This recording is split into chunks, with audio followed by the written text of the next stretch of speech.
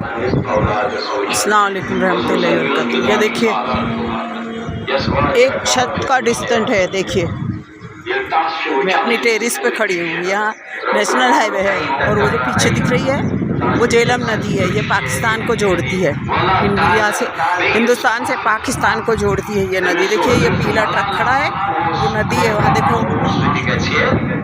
Boat है, पानी की बोट। ये देखिए ये नेशनल हाईवे।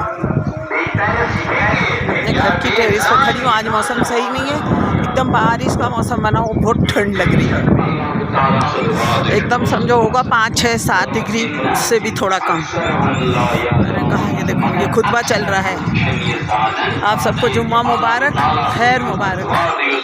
दुआ में याद रखें इंशाअल्लाह।